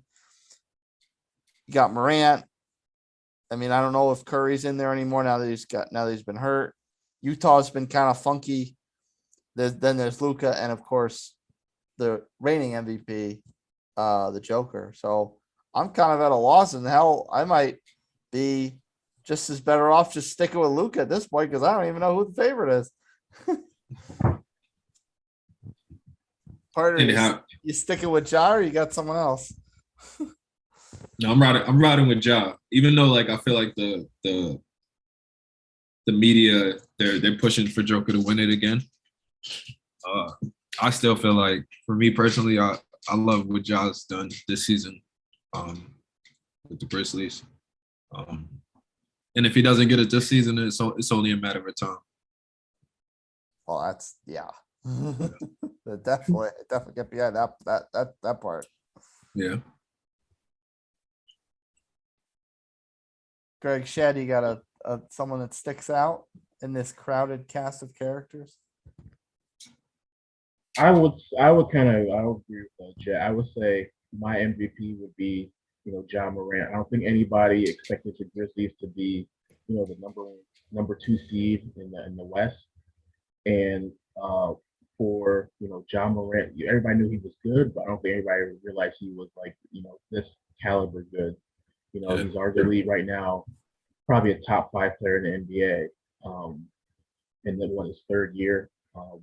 So I would go with that. He doesn't have a second superstar. He kind of has, B players around him. So he's got to kind of bring it night in, night out, and to, do what he did. I think before the season, if you would have asked me, I would have said Memphis is probably like a 6th seed or something like that. But to be number 2, I think it's phenomenal. So I would give my MVP vote to Ja. Chase, to touch on what you said earlier, I'm in a little bit of a boat as you. I don't feel like I recall a year where there's, and I won't even call it parity. It's just there's so many really legit candidates, I would think at this point. So I tried to take it from this angle. I tried to look at it as like, who have been the most consistent, the most, if you took them away from their team, it goes to hell. For me, it's between Embiid and Jokic. And the reason I say that, both teams have had a ton of turmoil. The Simmons mess in Philly, that's been a debacle even before the trade. The fact that they're 2.5 games out of, before Harden came out here. Jokic, you could make the same case for. But if we're just talking recency bias, I mean, Denver's going to make the playoffs without Jamal Murray, all year long. I'd have to, but I'd because of recency bias, I think voters will not take him. I have to go Embiid. I just think he's been steady as a rock from day one for them. To have them in the mix with all the controversy, with all the mess, and honestly, dealing with the media. The Philly media is not an easy play. It's not an easy road to navigate. To have to deal with the Ben Simmons stuff night after night after night. So not only the pressure on the court, off the court, dealing with the media, being the spokesperson for that team, keeping the ship afloat. I'm going to go Joel Embiid. I think I wanted him to win it last year, and obviously it didn't happen. So that would be a nice little payoff, especially again, like as you said, through all the nonsense that. Yeah, and that's a factor. That's not an easy. If they completely tanked this year, coming off the brutal playoff loss last year, would it have shocked anyone? He really stepped up on and off the court. I think for me, he's my pick. Now, the other awards, I'll kind of. Oh, go ahead, partner. Sorry. No, I was just saying I respect his pick. That's all. For the other awards, I'll kind of leave it open for them, whichever ones you guys want to go after that come to your mind if there's a particular standout. For me, I'm going to go, and maybe I feel guilty that I can't pick an MVP on the Heat, and I feel really bad not showing the Heat any love, but I feel like the Heat deserve both the Coach of the Year and the Sixth Man of the Year because, Jimmy's steady. Jimmy will get you anything you need. But he also never, I don't know why, but he never really fits that like franchise player mold like he probably should. And then the other thing is Bam, who probably does get a lot more of the franchise player love from Miami faithful. He missed a good chunk of the season and he helped them stay on top as the season progressed, but he wasn't around in the early going when it was really just Jimmy's team. So I think a lot of piecing that team together is gotta go to Spoelstra, and Spoelstra is a guy that he doesn't get a lot of Coach of the Year love over the years. I don't know whether that's just kind of post people not looking at him with the type of glamour they should, because he was kind of just the Joe Torre of the NBA with the Miami big three. So I mean, I think it's time to give Spelstra his love. And then the other thing, I think Hero, I mean, he's almost averaged 21 points off the bench. And that was a guy, he wasn't supposed to be coming off the bench this year. So I think that's an exceptional six man of the year to be scoring that much points. I mean, and he's actually played more games than Jimmy. So I'm going with coach of the year and six man of the year from the Heat. Maybe, and again, maybe because I feel guilty that I can't pick an MVP from off that team. I don't know. I think those are good picks. I agree with you with the six man and Tyler Hero, but I kind of disagree with you on the coach of the year. Mine is a toss up between Taylor Jenkins of the Memphis Grizzlies and JB Bickerstaff of the Cavaliers. I think, like I said, what I said earlier with the Memphis, I don't think anybody expected them to be, this good. I think everybody kind of expected them to be a playoff team that just barely made the playoffs, maybe like that 6th, 7th, 8th, maybe even 5th seed. But to be number 2 with this cast of roster that nobody really knew these beginning the season besides maybe John Morant. That's excellent job. And then JB Bickerstaff with the Cavaliers. The Cavaliers, like I said, besides like the LeBron periods in the past, 20 plus years, they've been pretty much, garbage, maybe like the worst team in the league. And for this team to be in that playoff hunt, I know they kind of slid lately, but I think right now they're 6th. But for them to even be in that conversation, I think people were expecting them to, be battling, maybe to even get in the tournament, like the 9th, 10th seed at best, and to be at the top of the East for majority of the season. I just think that's that's great coaching by JB Bickerstaff, because I don't think anybody expected them to be anywhere close. I am 100% in agreement with Chad on this one. The job the Cavs have done this year is astounding. 22, I just looked it up, 22-50 last year. Debacle, could have been worse. 41-31 this year. Also take into consideration, they lost Colin Sexton, who was one of their best players, if not their best player. He's not played a lot of the year. Ricky Rubio, who had become their point guard, who had been playing the best basketball of his life, he then got hurt. He was out. So, I mean, considering how much he used different lineups, he went old school, he went big. He played Mobley with Jared Allen, who's now out. I think it's a slam dunk, Bickerstaff as well. Not only did he turn the team around, he played to his strengths, what a lot of times coaches don't do. So he said, you know what? If I don't have the same guard play that I usually have, which again, what team plays big anymore in the NBA? None. I think it's amazing what he did. He's completely maximized that talent. That they're even scratching the playoffs is amazing. So for me, there's no clear second. It's Bickerstaff as well. Chase, I'll agree with you on the 6 men as well with Hero. Even if I tried to find someone to rival him, which at the top of my head I don't have, I mean, he's been a huge, huge factor in that game. He seems like he's matured on and off the court. He's an important factor in that in the long-term run for Miami as they try to win a title as anyone on the team, because they need his offense. They need his shooting. They need his energy. So I'd agree with each of you on one of those candidates. I go Hero and Bickerstaff. That's good.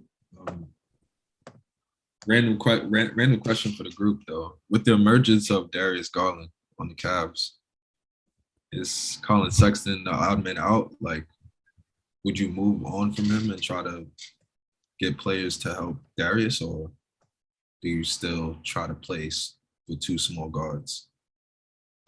I would say at the very least right now, you bring him off the bench, see how he plays, and then go into next year, maybe the beginning of the season, the first, 20 games or so, and healthy, you play them together and see how your team, just, gels as to the chemistry that they have. And if not, then you have trade bait. I know somebody's gonna want to give you a couple draft picks or some veterans, role players that come to the Cavs. But I think at the very least you need to try it out for, I don't know if he's coming back this season, but definitely like the beginning of next season, because Colin Sexton has, that potential to be, all-star caliber player. I don't think you just give up on him like that, especially that, this is a young core team. Yeah. Yeah, I'm a little with Shad though, and this is tough for me because I think Evan Mobley has made such a huge difference on this team. Yeah, so what is that going to look like with now Mobley? Defensively, they got gashed and to your point, small guards. They're not as bad defensively now because Mobley takes care of so much of that. So for me personally, I don't mean to be evasive here. I'd like to see what that looks like with Mobley because it's hard to say at this point. We really haven't seen too much of it because those are two young, talented kids, right? You don't want to just give one of them up for the sake of doing so. Right. It's still such a young team. It's not in the title window yet that I think you have time still. So I'd like to see how it plays out. I don't have the definitive answer, but yeah, they're both those kids are good players, Sexton and Garland. I might give it a shot, keeping them both around for a bit. Yeah, I don't really want to bail on it yet because I still like it's still kind of like the hot thing to do to have two really explosive guards in the league. And like I don't know with like the Cleveland thing and to Shad's point with like what the Lakers should be doing with the lineup, like I don't know if maybe the league is and of course Milwaukee too. But what they've been able to do with Lopez and Giannis and Middleton being a bigger three, like, I don't know if the league's maybe heading back to a more traditional lineup. So maybe like the double point guard fad is kind of phasing out a little bit for a while. But for now, I don't know if I don't know if I'm ready to give up on it. Yeah, Although I will say they could get a freaking haul for him. I'm sure James Dolan will give him firstborn rights to all his grandchildren's children. I don't know. Oh, he would do that for Colin Sexton's dog, but that's besides the point. So that's not no. But they're both so young too, right? I mean, these kids they're nowhere near their peak. I understand chemistry may be an issue, but we don't really know yet. Like which of the if you had to say right now which one will be better long term, I don't think you have that answer yet. That's it. But I know Darius Garland has looked better than Colin ever has. Yeah, no, sure, and he's played great. I just mean Sexton is still a really talented kid. No, he is. Who I don't have it in front of me. I'm gonna guess Sexton is what, 21, probably 21 years old. Yeah, and I think myself included. I forget to take that into account sometimes when I'm looking at these young kids. If we were in the old days in college, they wouldn't even be in the pros yet, right? Yeah. So I just mean I don't think we've seen the best of either of them yet. This could develop into a different positions, but like a Tatum, Jaylen Brown situation. Yeah. Talented kids.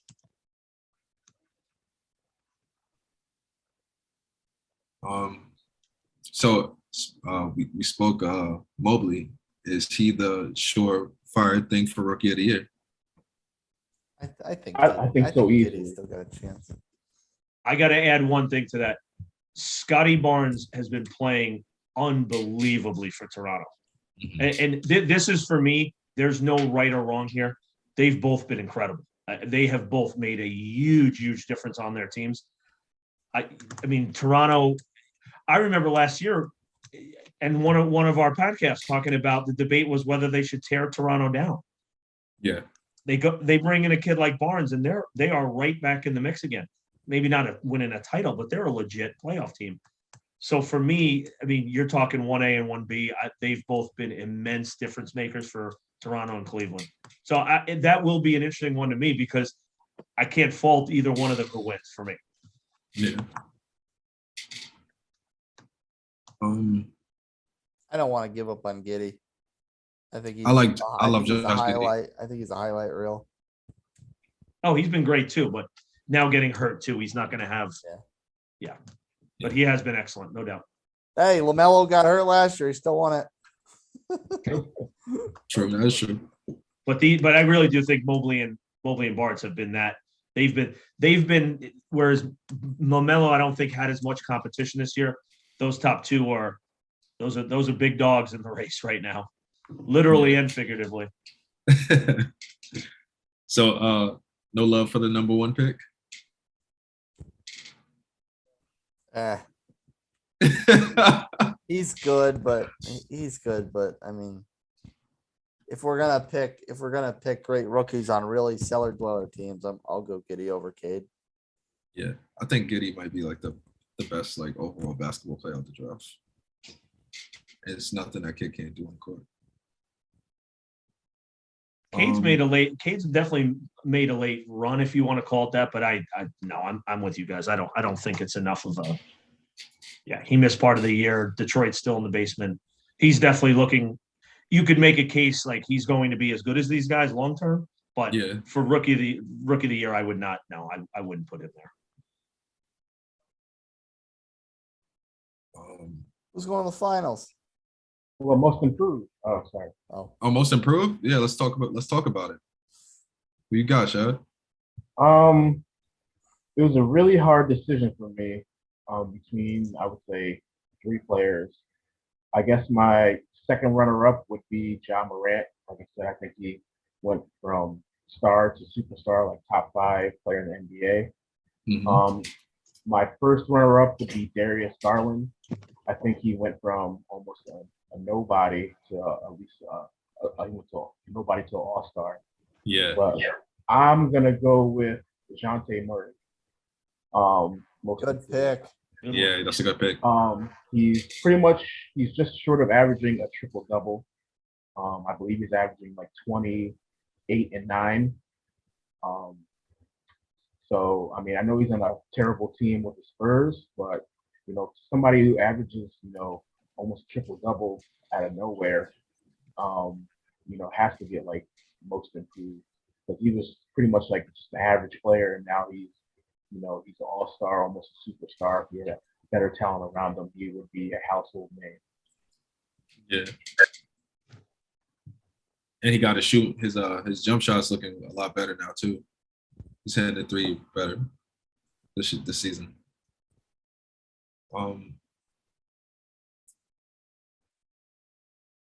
Should we even talk about defensive player of the year? Who plays defense? Could I add one entrant into most improved player? Absolutely. Murray is a great choice, and I had no argument there. I think RJ Barrett, we got to give our Knicks some love here, which there's usually not much to give. On a serious note, though, if you look at RJ Barrett's even second half of this year to the first, he's put up some monster games lately. So, I mean, from Barrett, for me, like, he's taking that step. Again, I'm not sure a superstar, but at least I have to put him in this mix. He's really made a big difference the second half of this year. He's averaging almost, and I would not have guessed that, he's averaging almost 20 points a game now this year. He's up to 19.6. That's pretty impressive. Whether Knicks are struggling or not, and you can make a case that they'd be I know they would be far worse without him taking a next step, because Randall has not had a good year. Yeah. Right. So Barrett, he's slowly taking that mantle as maybe their guy. So just want to throw him in the mix. He's had a very good second half of the year in particular. I agree. So no defensive player of the year? Absolutely not. At this point, just give it to Rudy every year, because Right. nobody else plays. Which Well, at if this you- point, I think they do anyway. So here you go. Wait, I just caught this last night. So Minnesota, Dallas. If you just watched last night, Patrick Beverley's got it wrapped up. He made Luka miserable last night. I mean, he literally did, turning the ball over, getting under him, almost getting him teed up because he was getting so frustrated. So I'm kidding, but you know what? It's not outlandish just for this reason. I don't think he's going to win it. Minnesota's had such a big turnaround. It's been a substantial. They're going to make the playoffs. Yeah. So, I mean, I got to give Pat some love. He really does. Like, if you watched last night, like, he made a huge difference in that game. Luka was miserable. So little love to Beverly. So, Party, you want to talk finals? Finals picks. Let's hear them. I'm gonna go. Well, as much as I really, really, really, really, really want to take Miami in the East, Milwaukee still looks pretty good, and I was rolling with them earlier in the year, so I'm going to stay with Milwaukee. I will not stay with Utah, though. I cannot push Utah farther away if I shot him out of a cannon. I don't want to be unoriginal. Just take Phoenix again, even though they look really good. I would love to see Memphis do it, but I don't know, like the if it's the too soon thing. I mean, if Steph's there, if Steph's ready for the playoffs, I think it'll be the Warriors for sure. I don't think it'll be Bucks Warriors, but I don't know if Steph's going to be there. But let's err on the side of positivity, people, and I'll say Bucks Warriors. Bucks Warriors. I guess I'll do my picks. On the West, I'm gonna go Suns. I think they can go back to the finals, if healthy for sure. And then on the East, I'm gonna go Nets. Oh, Yeah, I'm going Nets. you ain't never seen this man play a game for them yet. I think KD is the scariest thing in the NBA, and Kyrie plays basketball at his leisure and drops 50 at will. So there's no home court advantage with them. I think they get home court advantage when they're away because Kyrie gets to play. So I don't know. I think they're like one of the scariest teams right now. Nobody wants to play them. Not at full power, at least.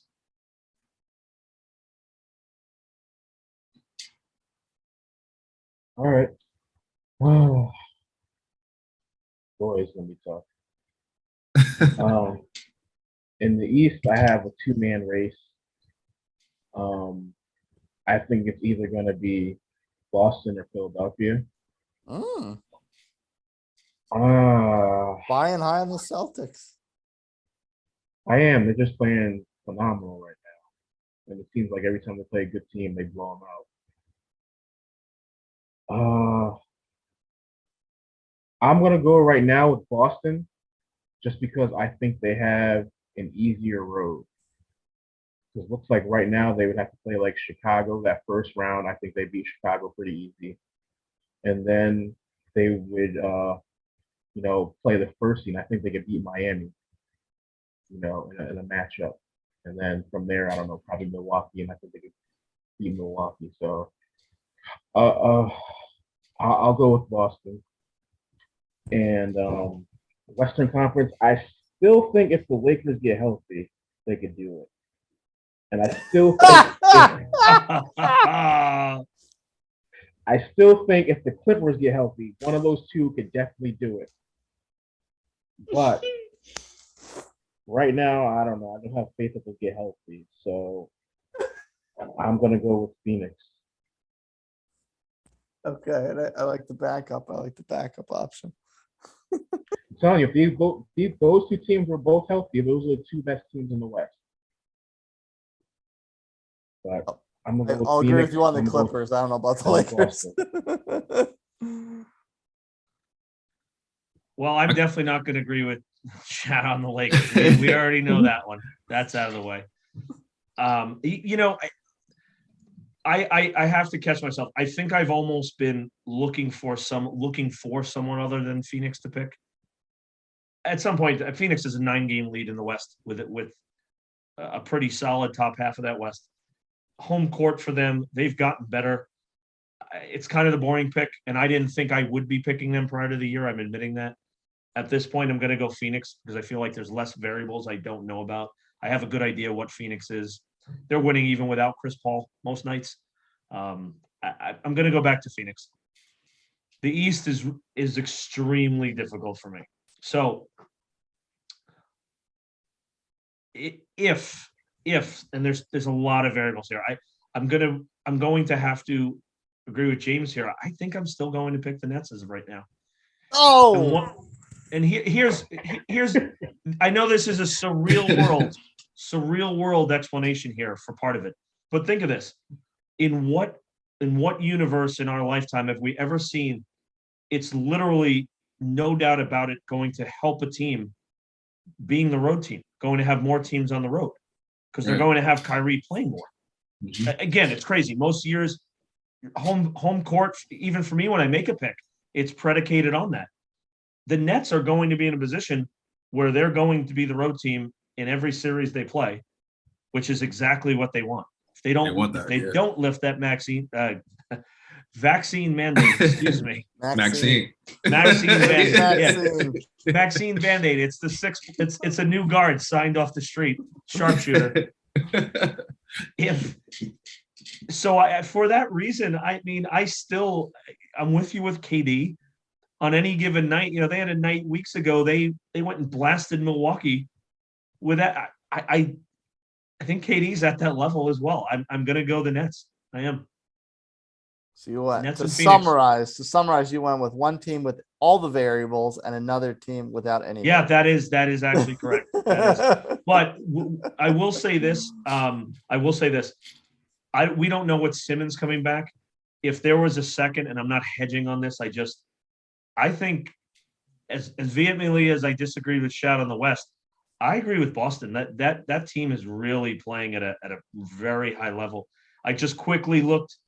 They have the best point differential of any team in the East over the course of the season. That's taking into account how awful they were the first 2 months. Start. Yeah, that's I mean, crazy. they are really. They seem to have figured it out.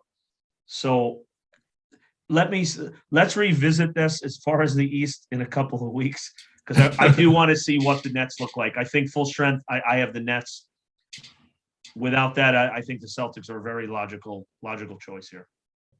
All right, gang, it's time to take a break. But when we come back, we're going to help you lock your bets in. It is degenerate gambling time. Who's Boys Pod?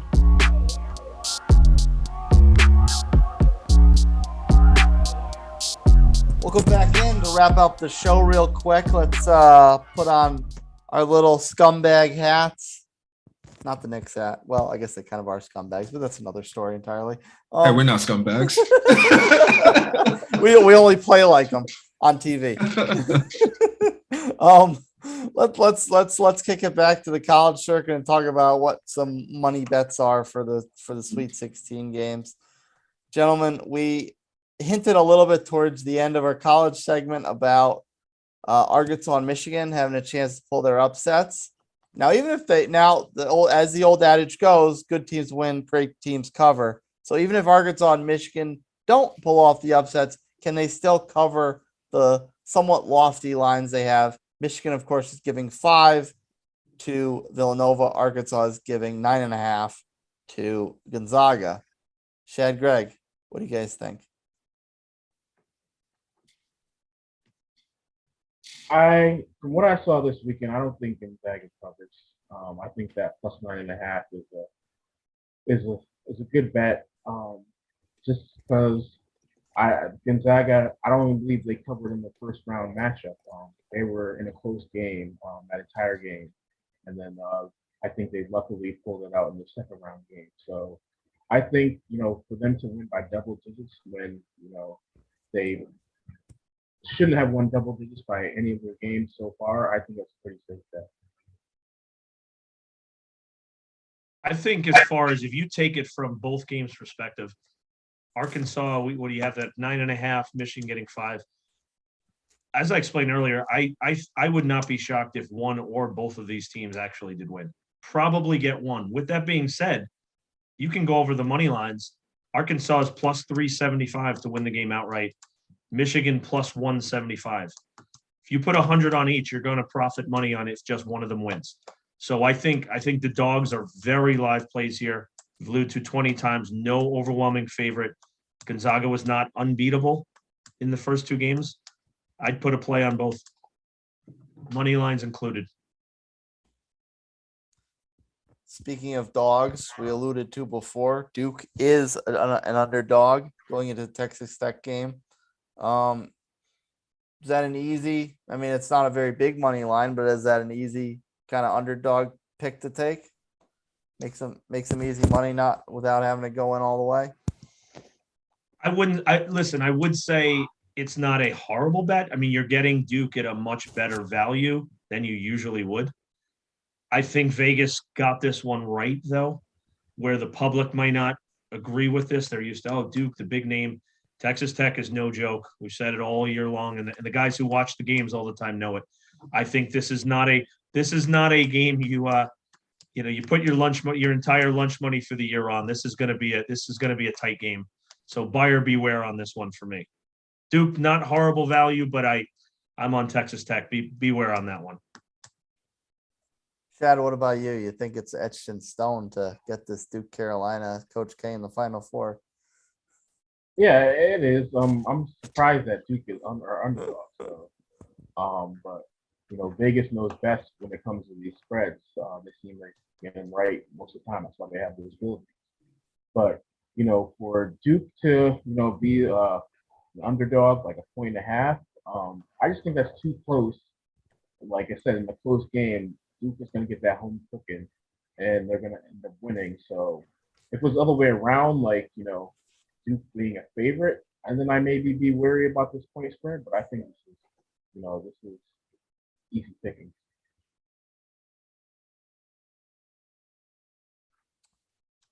How about some totals? There's a couple high scoring ones I noticed. Houston, Arizona, setting in at 145. Providence, Kansas, setting in at 141.5. Gonna get some barn burners, boys.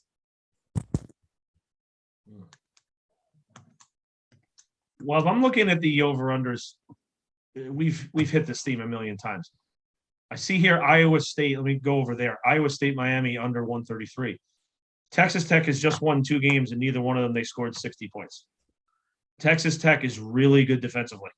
They are going to slow the pace down to a crawl. Although that number sounds low, I don't see it going above that. Texas Tech has played 4 games in the last.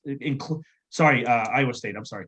Iowa State literally has these 2 games where they haven't scored 120 combined, and they had 2 games in the last 3 weeks prior that they scored in the 30s. So Iowa State's formula to win is muck it up, muck it up, muck it up. Miami's going to try and push that pace, but I think Iowa State's level of play, the rebounding, to me, that's an under. That literally could be 162-58. That's an under to me. So maybe you don't like Miami to win then. If it's going to be that, I low do. scoring. I think they'll get a couple more buckets. I think Iowa State's offensive limitations, will be a little too much on this one. But the score still, I think, will be kept at a very low tempo, low pace. Chad, what you got on totals? Actually, I didn't even mention the highest one. The one that I like out of the ones that you mentioned was Houston, Arizona. I think it's going to be one of those fast-paced games that Houston's going to try to outrun Arizona, but Arizona just seems to be a naturally fast and athletic kind of team. And I think this is probably going to be a game in like the 70s or above. Teams trying to do the running gun type offense. So if I had to pick any of the ones that you had on the board, I would definitely go with the Houston zone over.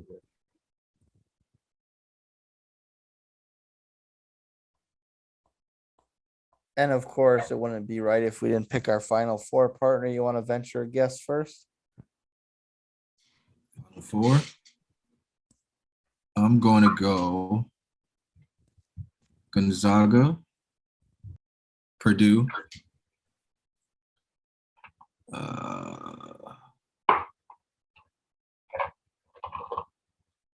Arizona, and Kansas. I'll do that. Rock Chalk Jayhawk. Greg, Shad, you want to go next or you want mine? Our revisions, I should say. I'll go. You already know 2 of my picks. Duke and North Carolina. Final Four. The next one's going to be Arizona, and the last one's going to be Kansas. Kansas, okay. So Wait, can I switch a pick? Let me switch a pick real quick. Instead of Purdue, I'm going St. Peter's for the fam. what? Okay. Let's go. Put in the Peacocks. Greg, you want mine first or you want Sure, go ahead. Give it a whirl. to? I'm going to go with Houston. I'm going to go with Duke. I'm going to go with I'm going to stick with Carolina. And I'm going to shock the world and go Cyclones, baby, out of the Midwest. You're hoping for 40 to 35 basketball. 1920s, here we come. The roaring 20s. The roaring 20s. Yeah, roaring 20s, as in that's what the score will be, 29 to 25. Okay, I'll look at mine. I'm going to go, so out west, I'm going to go with Texas Tech. I think they're going to have a barn burner of a game with Duke, but I love the physicality they bring.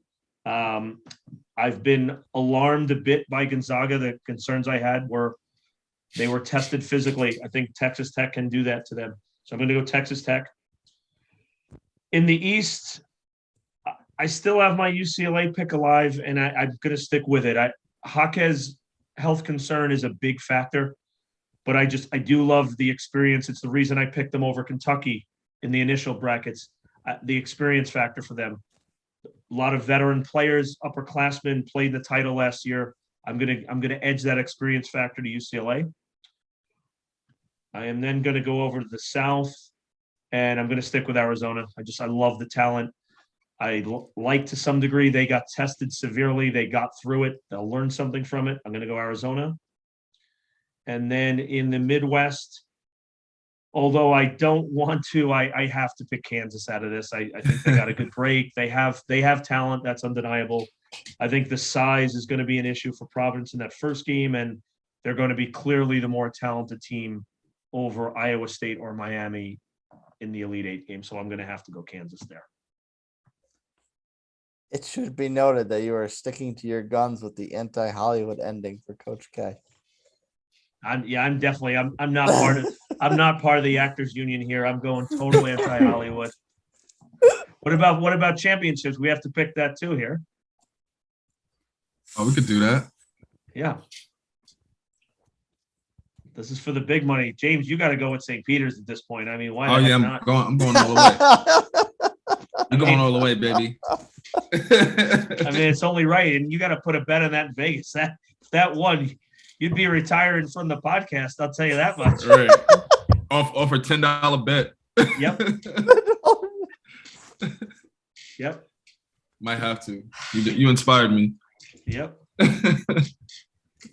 Mine. Yeah, when Chase says flying solo today, you're going to say, yeah, because I'm flying on a private jet. That's your nickname. Private jet. Right. Wait, are you in the Army? No. Private jet. Oh man, even though Iowa was my original champion, I did have Carolina in the championship game, so I probably should stick with at least half of that and just flip my champion to Carolina.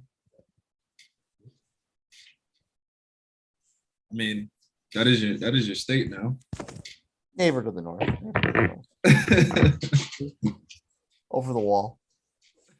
Beyond the wall, rather. Beyond the wall.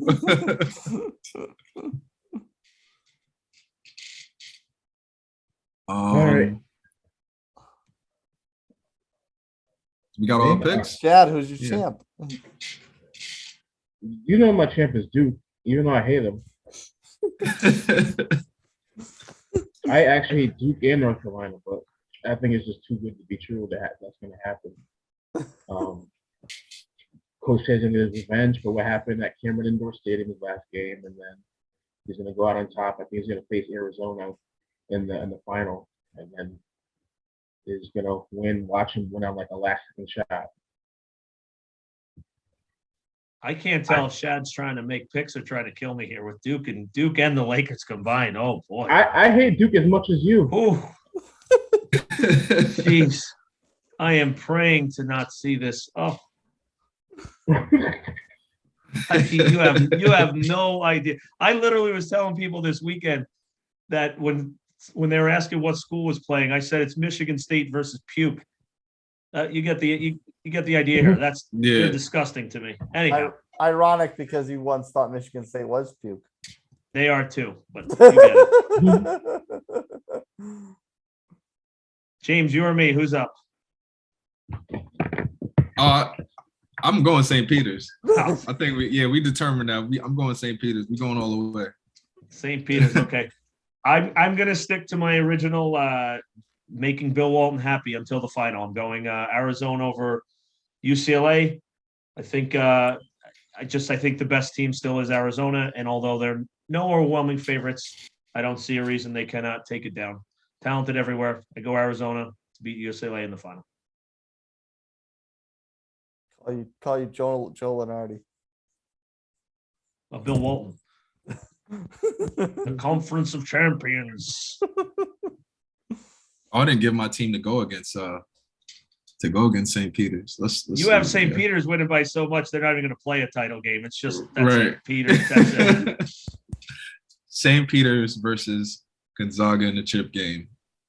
Wow. St. Peter's for the win. The ultimate David versus Goliath.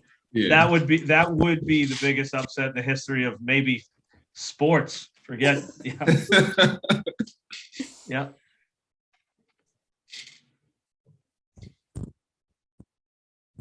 Well, you have heard it here first. We got some controversial picks here. We got some really good ones. But if you like any of those, hit us up on our socials on Hoops Boys Pod on both Instagram and Twitter. Let us know if you had any success with these picks. We're gonna need some PC off of that.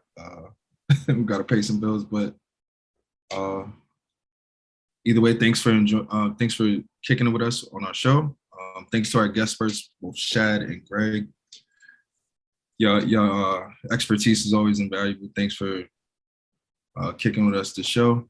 And until next time, this is Hoops Boys Pod. Peace. Kobe. The Mambas.